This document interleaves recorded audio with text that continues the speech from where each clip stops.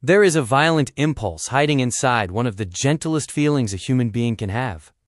You see a puppy, round face, huge eyes, tiny paws stumbling over themselves, and somewhere underneath the warmth flooding your chest, a second, much stranger urge ignites at almost the exact same instant. You want to squeeze it, not gently, not affectionately. You want to crush it a little. Bite its ear, grab its cheeks and shake them. Squish its face, until it makes a noise. For half a second, the thing you love most in that moment is also the thing your brain is quietly instructing you to destroy. And here's what should actually stop you cold. This isn't a personal defect. It isn't a dark secret about your character. This happens inside the skull of almost every human being on Earth, every single time we encounter something devastatingly cute, and neuroscientists have a name for it, a diagnosis almost, for a feeling most of us have never once questioned. They call it cute aggression. And the explanation underneath it is far stranger, far older, and far more unsettling than cute things are just overwhelming. Because your brain isn't malfunctioning when this happens. It's protecting something. And the method it chose to protect it should make you deeply uncomfortable. Let's start with the part nobody wants to admit out loud. This isn't rare. This isn't a niche kink of the psychologically unwell. Study after study has confirmed that the overwhelming majority of people across cultures, across ages, across every background, researchers have tested, experience some flavor of this exact phenomenon. The instinct to squeeze, bite, pinch, or crush something adorable is not an outlier reaction. It is the default setting. Think about the language we reach for without even noticing.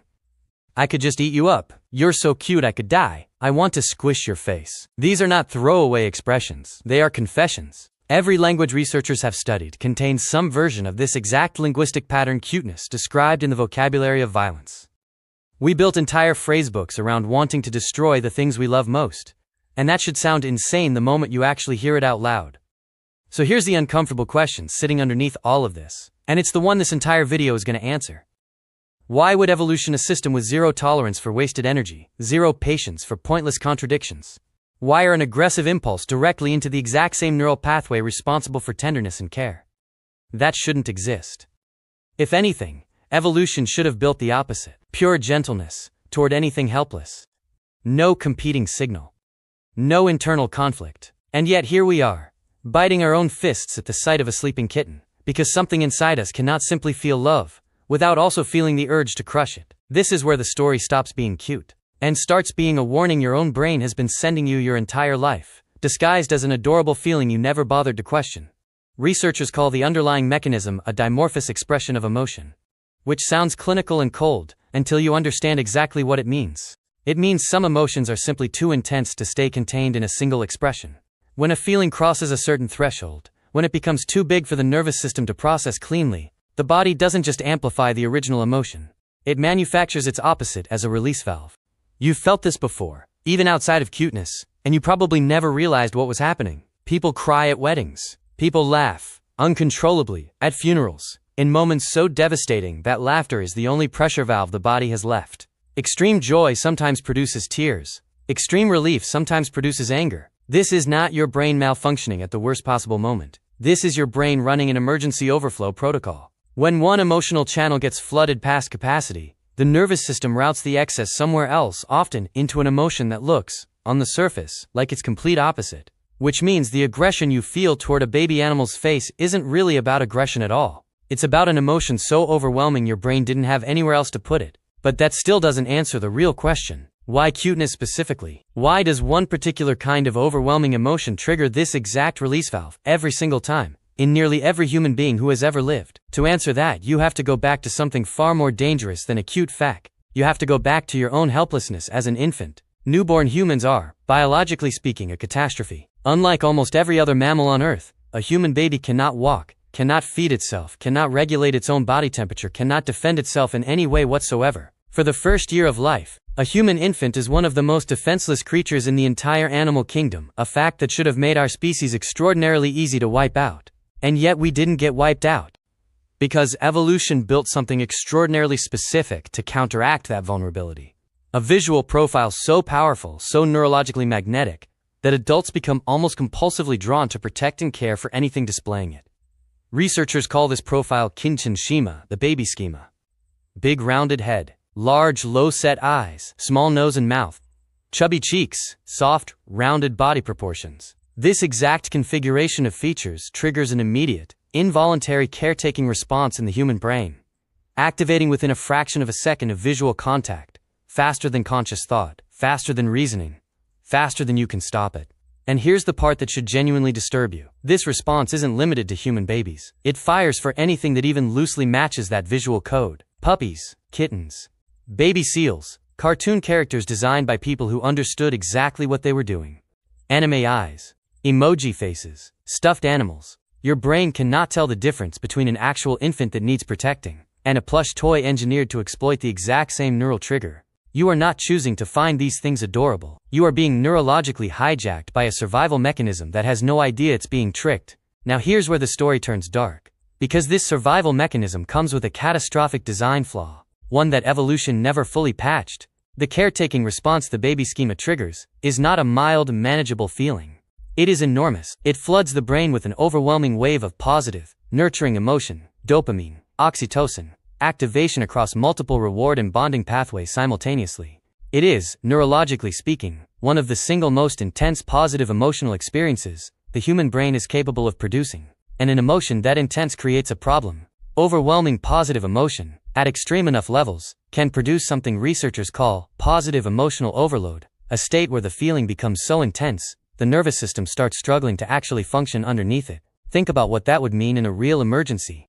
A mother in a genuine survival scenario, staring down at her overwhelmingly cute, utterly helpless infant, needs to act. Feed it, protect it, move quickly if there's danger. She cannot afford to be frozen, dazed, or emotionally paralyzed by the sheer intensity of how adorable her child is. But that is exactly the risk and emotion this powerful creates. So the brain built a failsafe. The instant that caretaking emotion crosses into dangerous, potentially paralyzing territory, the nervous system fires a countersignal. A small, controlled burst of aggression. Not real aggression aimed at causing harm, a regulatory pulse, designed purely to interrupt the overload, snap the system back into a functional emotional range, and get you moving again. That is the biting your fist reflex. That is the "I could crush your tiny face" thought. It is not a hidden violent impulse. It is your nervous system's emergency brake, slamming on the instant it senses you're about to be emotionally overwhelmed into total shutdown. Which means every time you feel the urge to squeeze something impossibly cute, your brain has just quietly run a threat assessment on your own emotional state and concluded that your positive feelings had become dangerous enough to require an intervention. Sit with that for a second. The most tender emotion a human is capable of feeling is treated, internally, as a system risk. Something the brain doesn't fully trust itself to handle without a built-in override switch standing by. You have never once been in danger of actually hurting the puppy. But your brain doesn't know that with total certainty. It only knows the emotional signal is enormous. The situation involves something helpless and vulnerable, and enormous emotional signals near vulnerable things have, throughout evolutionary history, occasionally preceded catastrophic mistakes. A frozen predator response. A caretaker so overcome they fail to act in time, so it fires the aggression valve preemptively, every time. Automatically, whether you need it or not. Which means this feeling you've had your whole life, the one you've laughed off as a harmless quirk, "Ugh, you're so cute, I want to bite you," is actually the physical signature of your nervous system bracing for an emergency that never comes. Now let's go somewhere the research gets genuinely unsettling. Studies using brain imaging have found that people who experience stronger cute aggression responses also tend to show a faster, larger emotional reward system spike when looking at cute images, meaning the aggression isn't a separate, unrelated glitch happening alongside the cuteness. It is directly proportional to it.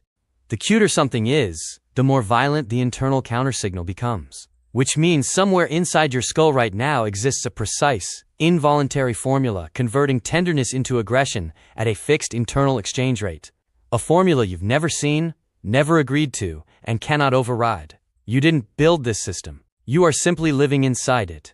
And here's the detail that should follow you out of this video and into the rest of your day.